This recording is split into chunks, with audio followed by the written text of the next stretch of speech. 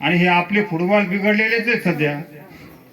आणि ह्या फुटबॉल मध्ये संतांनी ज्ञानेश्वरी सांगितली, तुकोबारायांनी गाथा सांगितला, त्या गाथ्यातलं पाणी ज्ञानेश्वरीतलं पाणी ह्याच्यात सोडावं लागतं बिघडलेल्या फुटबॉल मध्ये.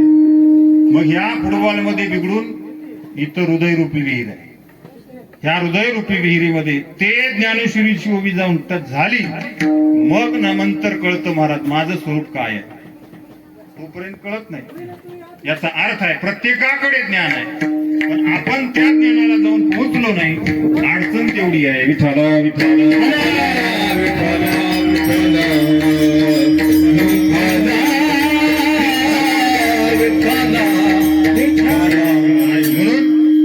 शास्त्राने सांगितले तीन विचार, निरर्थक, दुःखदायी आणि आत्मनात्मक. कितीही जरी आपण इथं बसून विचार करत बसलो घरी बसून, तरी आपल्याला स्वस्वरूपाचं ज्ञान होणार नाही. मग कुठंतरी सत्संगात यावं लागतं, कुठंतरी साधूच्या संग करावा लागतो, आणि तिथं कळतं आपल्याला आपलं खरं स्वरूप काय. बरं, संसारात राहायचंय, कसं राहावं? हसून राहावं का रडत राहावं? होय महाराज, संसारात हसावं का रडावं? सांगा की, का जाऊ घरी मी? हसाव. बघा, अशोक महाराज म्हणजे हसाव. आणि मग आता तुम्ही उत्तर योग्य दिलंय, पण खरं सांगा, संसारात हसतोच का रडतो आपण? उत्तर तर योग्य दिलं तुम्ही. हसत नाहीत, रडतो. का रडतो? का रडतो सांगा की. अहो, संसार रडवतो. बघा, अशोक महाराज म्हणे बायको रडवती. कशाला बिचारी रडवती? संसार रडवतो. का रडवतो? संसार दुःख देतो म्हणून माणसाला रडू येतो. दुःख बांधवडी आहे हा संसार, दुःख बांधवडी आहे हा संसार, दुःख बांधवडी आहे हा संसार,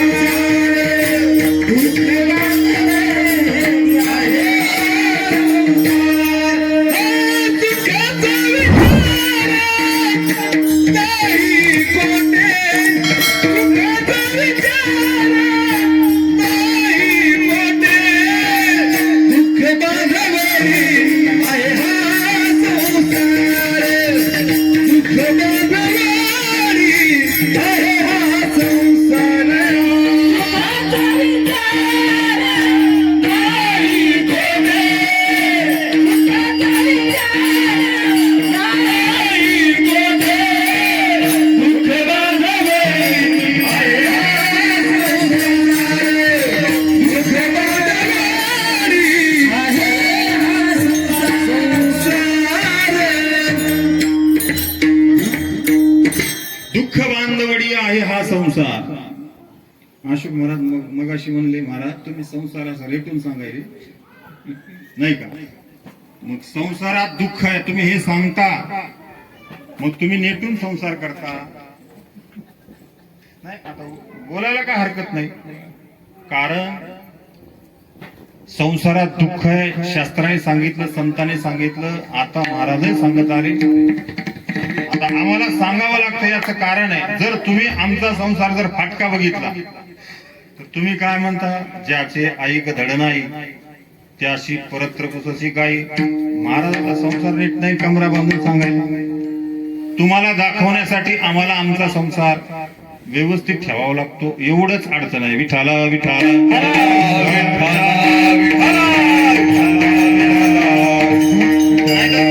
साधूचं जीवन आलिप्त कमळा जडी जायचे बर का.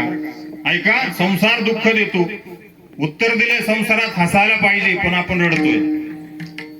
बरं, जाऊ द्या संसाराचं. परमार्थात काय करायला पाहिजे? मग आता इथं आलोय आपण परमार्थ करायला 1 तास पुरतं. इथं आल्यानंतर हसावं का रडावं? संसारात हसायला पाहिजे. इथं आल्यानंतर हीच अडचण आहे महाराज. इथं आल्यानंतरही अपेक्षा आपली हसण्याचीच आहे.